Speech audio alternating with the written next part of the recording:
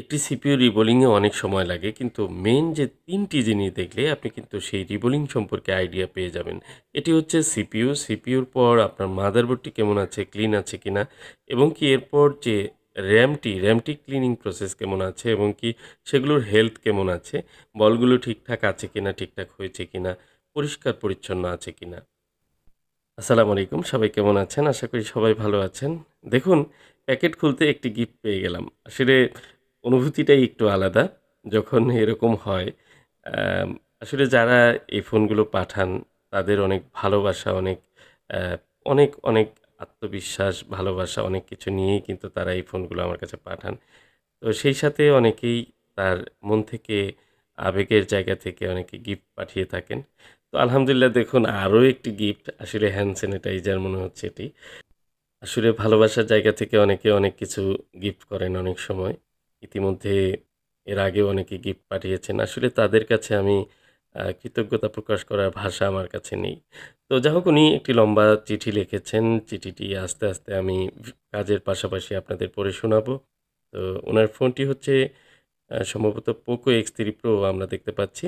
আর এই ফোনটি উনি প্রায় দীর্ঘদিন যাবত ইউজ করছেন। প্রায় ২ বছর হলো উনি আমার সঙ্গে টাচে আছেন, আমার ভিডিওগুলো দেখছেন। ফোনটি কিন্তু সম্পূর্ণ অন রয়েছে। পোকো X3 Pro সাধারণত অন থাকে না, এগুলো ডেড হয়ে যায়। তো এই ফোনটির একেবারেই প্রবলেমগুলো আলাদা রকমের। তো সমস্যাগুলো আমি আপনাদের শোনাই। উনি চিঠিতে যেভাবে লিখেছেন, এটি হচ্ছে সাউন্ড নেই, automatic loud speaker a on দেখাচ্ছে এবং ব্লুটুথ কলিং হয় না। মানে কানেক্ট হয় কিন্তু শোনা যায় না এবং কি MIUI চেঞ্জ করে দিলে হয়তো গান চলে না। এ ধরনের কিছু প্রবলেম রয়েছে। মূলত সাউন্ড রিলেটেড যে প্রবলেমগুলো সেগুলোই আমরা এখানে ফাইন্ড আউট করব। আর এই ফোনটি কিন্তু এর আগে কখনোই খোলা হয়নি। তো এ ধরনের ইনটেক ফোনের ক্ষেত্রে সাধারণত সাউন্ড ইস্যু আসলে আসার কথা না। X3, X2 বা Redmi Note 10 এ ধরনের যে প্রসেসরগুলো রয়েছে সেগুলোতে কিন্তু সাউন্ড প্রবলেম হয়। দেখুন, আমি চেক করছি কোনো ধরনের সাউন্ড নেই। তো সব ধরনের সাউন্ড একেবারেই আর উনি কল করলে দেখা যায় লাউড স্পিকার অন হয়। এই বিষয়টি উনি কিন্তু জানিয়েছেন। তো এ ধরনের ক্রিটিক্যাল একটি আনকমন একটি প্রবলেমকে আমরা কিভাবে সলভ করব? অ্যাকচুয়ালি আমি কি অডিও সেকশনে কাজ করব বা অডিও আইসির কাজ করব? নাকি আমি সিপিইউ রিবোলিং করব? দেখুন এই ফোনটিতে সিপিইউ ইস্যু রয়েছে, কমন কিছু ইস্যু। কিন্তু সেই ইস্যুসগুলো কিন্তু আমরা এর আগে এক্সপ্লেইন করেছি। অনেকগুলো ভিডিওতে আমি জানিয়েছি আপনাদেরকে। দেখুন এভরিথিং কিন্তু ওকে রয়েছে। মানে ক্যামেরা যে প্রবলেম থাকবে সেরকম কিছু নেই। আর এই ফোনটিতে কিন্তু অলরেডি উনি কাস্টম রোম ইউজ করছেন এবং কি উনি বিভিন্ন রোম চেঞ্জ করেও কিন্তু ট্রাই করেছেন। এক্সাক্টলি আসলে প্রবলেমটি অডিও সেকশন হচ্ছে। বাট এই সেকশনটি আসলে অডিও আইসি থেকে হচ্ছে নাকি আ ফোনটির প্রবলেমটি আসলে প্রসেসর থেকে হচ্ছে এটি হচ্ছে বিষয়। তো আমি চেক করার চেষ্টা করব যে কল রেকর্ডিং অপশনটি কাজ করে কিনা। দেখুন আমি রেকর্ডিং অপশনে যাওয়ার পর এটি ক্লোজ হয়ে যাচ্ছে। অটোমেটিক অ্যাপসটি ক্লোজ হয়ে যাচ্ছে।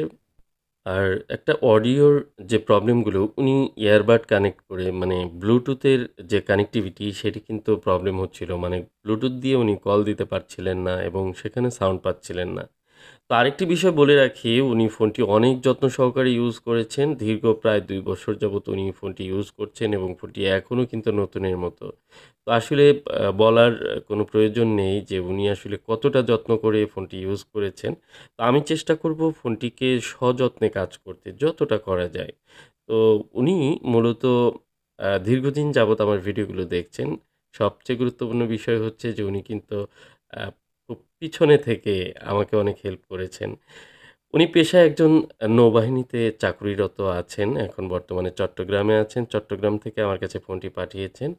আর উনি চিঠিতে লিখেছেন যে অ্যা উনি এর আগে কিন্তু অনেককেই আমার কথা রেফার করেছেন এবং কি তারা যেমন চট্টগ্রাম থেকে অ্যা পাঠিয়েছিলেন বাপ্পি ভাইয়ের ফোনটি এবং কি চরফ্যাশন থেকে খালেদ হাসান। উনারা যে ফোনগুলো পাঠিয়েছেন ৩-৪ টি ফোন উনার রেফারেন্সে এসেছে এবং কি সেই ফোনগুলো রিপেয়ার করে তারা অনেক হ্যাপি এবং কি সেই প্রশংসা তারা যখন উনার কাছে করে তখন উনার অনেক ভালো লাগে। এই বিষয়টি চিঠিতে লিখেছেন।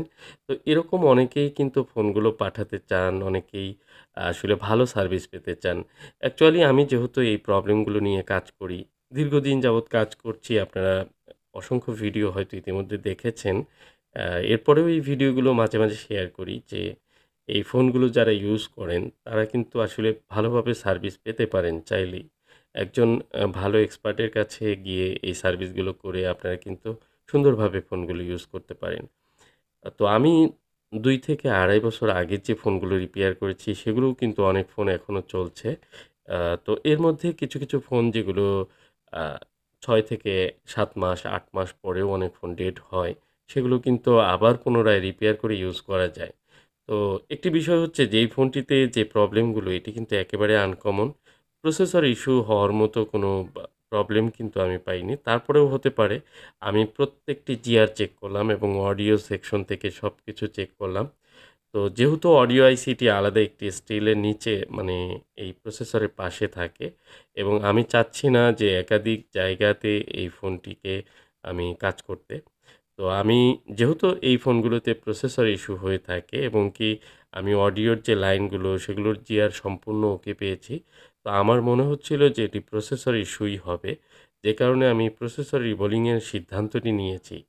আর আপনি হলে আপনি যদি একজন টেকনিশিয়ান হয়ে থাকেন, এ ধরনের সিম্পটম পেয়ে আপনি কি ধরনের স্টেপ নিতেন সেই বিষয়টি আমার সাথে শেয়ার করুন। আ তো আপনাদের অনেক মতামত, অনেক কিছুই আমার কাছে অনেক হেল্প হয়। যে কারণেই কিন্তু আজকে এই জায়গাতে আমি আপনাদের সঙ্গে পথ চলা বা এই যে ভিডিওগুলো শেয়ার করা। তো যা হোক ফোনটি যিনি পাঠিয়েছেন নাম প্রকাশে অনিচ্ছুক যে কারণে আমি আসলে উনার বিষয়টি হাইড রেখে কথা বলছি। আর উনি কিন্তু অনেক বড় একটি শুভাকাঙ্ক্ষী আমার। তো আসলে আমি এদের যে ঋণ এগুলো আসলে শোধ করার মতো কিছু না। দীর্ঘদিন যাবৎ এই ভিডিওগুলো শেয়ার করার মাধ্যমে অনেকের সাথে অনেক আন্তরিকতা তৈরি হয়েছে। হয়তো অনেকে আমার চেহারাটিও এখনো দেখেননি বা আমিও তাদেরকে দেখিনি। কিন্তু এই যে আমার ভিডিওগুলো মাঝে, মাঝে দেখেন, দেখতে, দেখতে দেখা যায় একটি সম্পর্ক বা একটি ভালো লাগা তৈরি হয়ে যায়। অনেকে আছেন যারা মোবাইলের কাজ একেবারেই বুঝেন না, তারপরেও এই ভিডিওগুলো দেখেন। আর আমি কয়েকদিন আগেই বলেছিলাম যে POCO X3 Pro অনেক ভিডিও হয়ে গেছে, যে কারণে আসলে POCO X3 Pro মডেলটির ভিডিও আমি আপাতত শেয়ার করব না। Samsung বা অন্যান্য মডেলগুলোর কিছু ভিডিও শেয়ার করব। তো ইতিমধ্যে অন্যান্য ব্র্যান্ডের বেশ কিছু ভিডিও শেয়ার করা হয়েছে। আসলে প্রচুর পরিমাণে কাজ করতে হয়েছে, অনেক ব্যস্ত। আজকেও অনেক ব্যস্ত। এরপরেও কিন্তু আমি ভিডিওটি শ্যুট করেছি। তো ভিডিও শ্যুট করার সময় দেখা যায় যে অনেক সময় আমাদের অনেক প্রতিবন্ধকতা আসে। অনেক সময় বিদ্যুৎ চলে যায়। বর্তমানে বিদ্যুতের খুবই সমস্যা হচ্ছে, লোডশেডিং অতিরিক্ত মাত্রায়। যে কারণে কন্টিনিউ কাজ করতে পারি না। আর এই ধরনের ভিডিওগুলো যেহেতু অ্যাভেলেবল রয়েছে, এরপরেও কিন্তু কিছু কমেন্ট আমি পেয়েছি যেগুলোতে ওনারা বলেছেন যে নতুন করে POCO X3 Pro র ভিডিও শেয়ার করুন। আর এই চাহিদা থেকে আমি বুঝলাম যে POCO X3 Pro র ভিডিও আরও একটি দেওয়া প্রয়োজন রয়েছে বা আরও কিছু দিব। বলতে, বলতেই কিন্তু মাঝখানে একটি ব্রেক চলে আসছে। মানে হচ্ছে যে বিদ্যুৎ চলে যায় এবং কি পরে আইসিটি রিমুভ করার সময় আমি ভিডিও শুট করিনি। মানে ভুলে গেছি। তো অনেক সময় দেখা যায় যে আমাদের যে ভিডিওগুলো আমরা যেভাবে মাইক্রোস্কোপে বিভিন্ন জায়গায় কিন্তু ভিডিওগুলো আলাদাভাবে সেভ হয়। মেমোরি কার্ডে এবং কি মোবাইলে সেভ হয়। তো এগুলো ক্লিক করতে হয়। ক্লিক না করলে দেখা যায় যে ভিডিও হয় না। অনেক সময় স্কিপ হয়ে যায় ভিডিও, অনেক সময় কন্টিনিউ হতেই থাকে। এই যে সমস্যাগুলো, এগুলো কিন্তু অনেক সময় হয়। তো যা হোক, এই প্রসেসরটি খুব সুন্দরভাবে আমি রিমুভ করে নিয়েছি এবং কি মাদারবোর্ডটি ক্লিন করছি। আর এই ফোনটির কাজ করছি খুবই আ আলাদাভাবে ধীরে সুস্থে এবং কি যত্ন সহকারে কাজ করার চেষ্টা করছি যতটা সম্ভব সুন্দর করে করার। প্রত্যেকটি কাজই যেহেতু গুরুত্বপূর্ণ এবং কি প্রত্যেকটি কাজকেই আমি সমান গুরুত্ব দিয়েই করি। তারপরেও অনেক সময় একটু এক্সট্রা কেয়ার নিয়ে করা প্রয়োজন হয়। কারণ দেখুন, সবাই কিন্তু সবাই এই উনার মতো ফোন যত্ন করে ইউজ করেন না। আমি অনেক ফোন পেয়েছি। ২-৩ বছর আগের ফোন, তাদের ফোনগুলো দেখে একেবারে মনে হয় যে অনেক বাজে অবস্থা। কিন্তু উনি আসলে সত্যিই ২ বছর ইউজ করেছেন, বাট এই ফোনটি এতটাই নিট অ্যান্ড ক্লিন, কোনো স্ক্র্যাচ পড়েনি মনে হচ্ছে। তো আসলে অনেক যত্ন করে উনি ইউজ করেন। তো যত্নের জিনিসটি আসলে যত্ন করেই কাজ করা প্রয়োজন। আর এই ফোনটিতে আমি প্রসেসরের কাজ করছি। যদি প্রসেসর কাজ করে কোনোভাবেই ফোনটি সাউন্ডের প্রবলেম সলভ না হয়, তাহলে তো আমার অন্যত্র কাজ করতে হবে। আর সেটি পরবর্তী স্টেপে আমার যেতে হবে। কিন্তু প্রসেসরটি যেন ঠিকঠাক মতো আগের মতো পারফরম্যান্স করে সেজন্য কিন্তু আমি খুব সুন্দরভাবে কাজটি করার চেষ্টা করছি। আর এই ফোনটি রিপেয়ার হয়ে গেলে মানে প্রসেসরের কাজ শেষ হলে উনি রিকোয়েস্ট করেছেন যে থার্মাল পেস্ট ইউজ করতে ঠিকঠাক মতো। ইভেন উনি হচ্ছে স্টোরেজ আইসি এবং অন্যান্য জায়গাগুলোতেও থার্মাল পেস্ট ইউজ করতে বলেছেন।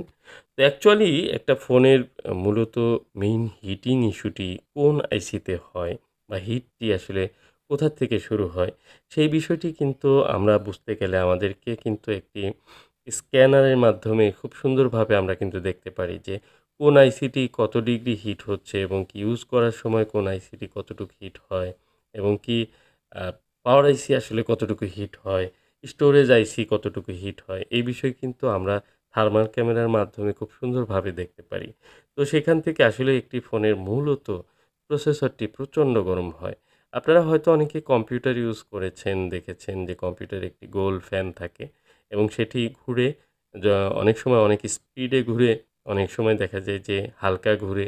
তো এই জায়গাগুলোর কারণ হচ্ছে কি, যখন প্রসেসর অতিরিক্ত গরম হয় তখন হাই স্পিডে ওটাকে কুল করার জন্য প্রয়োজন হয়। সে কারণেই কিন্তু সেটা প্রচণ্ড স্পিডে ঘুরতে থাকে। তো এই হচ্ছে প্রসেসরের মূল বিষয়। প্রসেসর যখন মোবাইলের প্রসেসর অতিরিক্ত গরম হয় তখন কিন্তু আমরা তাৎক্ষণিকভাবে কুল করার জন্য কোনো প্রসেস কিন্তু আমরা করি না। তখন অটোমেটিক প্রসেসর নিজেই চেষ্টা করে সেটিকে কুল রাখার জন্য। আর এই প্রসেসরগুলো অতিরিক্ত হিট হলে দেখা যায় যে প্রসেসরগুলো তখন কানেক্টিভিটি ফল্ট করে। পরবর্তীতে এই ফোনগুলো কিন্তু ডেড হয়।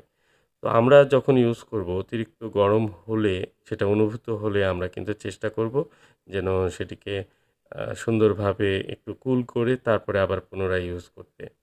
তো এটি হচ্ছে হেল্প হবে, প্রসেসরের জন্য অনেক ভালো হয়। আপনি সর্বদা ইউজ করছেন, অতিরিক্ত গরম হচ্ছে তারপরে ইউজ করছেন, লোড দিচ্ছেন, তাহলে কিন্তু সেই প্রসেসরটি ফেল করতেই পারে। তো যা হোক, এই প্রসেসরটির রিবোলিং আমি একাধিকবার পেস্ট ব্যবহার করছি। কারণ আমার যে পেস্টটি এটি একেবারে নতুন একটি পেস্ট। এটি একটু লিকুইড টাইপের। যে কারণে আমি ৩ বার এই পেস্টটি এপ্লাই করলাম এবং বলগুলোকে প্রত্যেকটি বল যেন ম্যাচিউরড থাকে, পারফেক্ট থাকে সেজন্য কিন্তু আমি একাধিকবার কিন্তু বল আ করার জন্য পেস্ট এপ্লাই করেছি। দেখুন আমার বলটিও অনেক সুন্দর হয়েছে। এবং এবার আমি র্যামটি আ আমি ক্লিন করে নিয়েছি। র্যামটিকে রিবোলিং করব। তো প্রসেসর, র্যাম এগুলো একেবারে আলাদা, আলাদাভাবে রিবোলিং করে তারপর কিন্তু ইনস্টল করতে হয়। তো আপনি চাইলে প্রসেসর শুধু রিবোলিং করে আইসিটি বসিয়ে আপনি চেক করতে পারেন ফোনটির কন্ডিশন। এরপর আপনি র্যামটি রিবোলিং করে তারপর র্যামটি লাগাতে পারেন। তো এগুলো আপনি স্টেপ বাই স্টেপ করতে পারেন। আরেকটি বিষয় হচ্ছে যে শুধু প্রসেসর ইনস্টল করার পর সেটির রিডিং কত থাকবে সেই বিষয়টি আপনি দেখে নিতে পারেন এবং কি এরপর র্যাম ইনস্টল করার পর আ সেটির রিডিং কত থাকবে সেগুলো দেখে নিতে পারেন। এগুলো কাজের ক্ষেত্রে আপনার অনেক হেল্প হবে। মানে উইদাউট র্যামে কত রিডিং থাকে, উইদাউট প্রসেসরে কত রিডিং থাকে, এই বিষয়গুলো জানা থাকা দরকার। অনেক সময় স্টোরেজ আইসি আ ইউএফএস যেটি রয়েছে এই ফোনটিতে, সেটি রিমুভ করার পর আপনার রিডিং কত থাকবে, এই জিনিসগুলো যখন আপনার আয়ত্তে থাকবে তখন আপনি বুঝতে পারবেন যে মাদারবোর্ডটি কতটা পারফেক্ট রয়েছে। কারণ কোনো কাজ করার সময় আপনার যদি মনে হয়, ভয় থাকে যে ফেইল হতে পারে কাজটি, সেক্ষেত্রে এই জিনিসগুলো চেক করা প্রয়োজন এবং প্রত্যেকটি স্টেজে চেক করলে আপনি কিন্তু এই বিষয়টি ক্লিয়ার হবেন। যা হোক, আমি র্যামটি সুন্দরভাবে ক্লিন করে নেব। আর অনেক সময় দেখা যায় লিকুইড যে শোল্ডার পেস্টগুলো থাকে, লিকুইড পেস্টগুলোতে আ ক্ষুদ্র, ক্ষুদ্র বল বা এই যে আইসির ভিতরে অনেক সময় গলে যায়, যেগুলো পরিষ্কার না করে কিন্তু এই আইসিগুলো ইনস্টল করা যাবে না। তো আমি খুব আ সতর্কতার সাথে এই বিষয়গুলো খেয়াল করে তারপর কিন্তু আমি রিবোলিং করি এবং প্রত্যেকটি রিবোলিং আমি পারফেক্ট করার চেষ্টা করি। যে কারণে কিন্তু দীর্ঘস্থায়ী হয়ে একটি ফোন কিন্তু সার্ভিস দিতে থাকে। অনেকদিন ফোনগুলো ইউজ করতে পারেন এবং কি আমি রিসেন্টলি অনেক কাজ করেছি। আসলে এত পরিমাণে কাজের চাপ যেটি হয়তো আপনাদেরকে ভিডিওতে বলে বোঝানো সম্ভব না। যে কারণে ভিডিও নিয়ে আসছি না। কয়েকদিন যাবৎ ভিডিও আসলে দেওয়ার সুযোগই হচ্ছে না। ভিডিও আপলোড করতে গেলেও কিছু কাজ করতে হয়।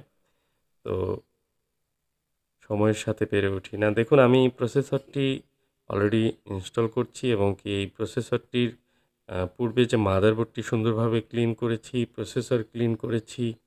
এক কথায় এটি ১০০ তে ১০০ থাকবে। এরকম একটি কনফিডেন্স আমার মধ্যে হয়েছে। তারপরে কিন্তু আমি এটিকে এখানে এপ্লাই করেছি। আর এই জায়গাগুলো কিন্তু খুব ভালোভাবে আমাদেরকে খেয়াল করতে হয়। কারণ একটি আইসি ইনস্টল করার পূর্বে আপনার যদি কোনো রকম সন্দেহ হয় যে আপনার ক্লিনিং প্রসেস বা আপনার রিবোলিংয়ে কোনো ভুল রয়েছে, তাহলে কোনো স্যাক্রিফাইস করবেন না। সেটিকে পুনরায় আবার করুন। সেটিকে অবশ্যই কোনো ছাড় দেওয়ার সুযোগ নেই। কারণ একটি কাজ ফেইল হওয়ার চেয়ে আপনি সেটিকে আগেই ২য় বার করে ক্লিন করে তারপরে আপনি এপ্লাই করুন। তাহলে আপনি একবারেই কিন্তু সাকসেসফুল হবেন। তো যাই হোক আমি এবার RAM ইনস্টল করব। প্রসেসর ইনস্টল হয়ে গেছে। এবার র্যামটি খুব নিখুঁতভাবে দেখুন ক্লিন করে রিবোলিং করেছি। আসলে এই আইসিগুলো ফ্যাক্টরি থেকে যখন বের হয় অরিজিনাল একটি আইসি যখন কোম্পানি লাগিয়ে দেয়, সেটি কিন্তু একদম স্বচ্ছ পরিষ্কার থাকে। তো আমরা কাজ করতে গিয়ে অনেক সময় আইসির শরীরে আঁচড় লাগে, দাগ হয়ে যায়, অনেক সময় বলগুলো নষ্ট হয়ে যায়, শর্ট হয়ে যায়। তো এই জিনিসগুলো যতটা স্মুথলি কাজ করা যায় আইসি ভালো রেখে সেই বিষয়টি কিন্তু গুরুত্ব দিতে হবে।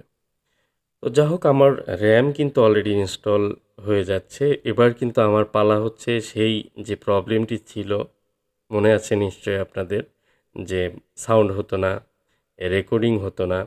ইভেন ওনার যে ব্লুটুথের প্রবলেমটি, যদিও আমি ব্লুটুথ এই মুহূর্তে কানেক্ট করে দেখতে পাচ্ছি না। তো আমি হচ্ছে ফোনটি আগে অন হয় কিনা সেটিও তো একটি বিষয়, গুরুত্বপূর্ণ বিষয়। সবকিছু চেক করব। তো ফাইনালি আমি চেক করে তারপর লাগিয়ে দিব। তো থার্মাল পেস্ট এখন আমি এপ্লাই করব না। কারণ হচ্ছে এই ফোনটি সম্পূর্ণ চেক করার পর ওকে হওয়ার পর আমি ফাইনালি থার্মাল পেস্ট দিয়ে তারপরে ফিটিং করব। তো সবকিছুই একটু এক্সট্রা কেয়ার নিয়ে করতে হবে। কারণ প্রবলেমটি কিন্তু একদম ব্যতিক্রম একটি প্রবলেম এবং ক্যামেরাও চেক করতে হবে সব ঠিক আছে কিনা। তো আমি ফোনটি অন করার চেষ্টা করছি। আলহামদুলিল্লাহ দেখুন ফোন অন হয়েছে। মানে ফোন তো অনই ছিল। বাট এ ধরনের কাজ করতে গেলে ফোনটি তো ডেড হওয়ার ভয়ও থাকে। কারণ আপনি একটি রানিং ফোনের প্রসেসর রিমুভ করে ফেলবেন, সেটিকে আবার ইনস্টল করবেন।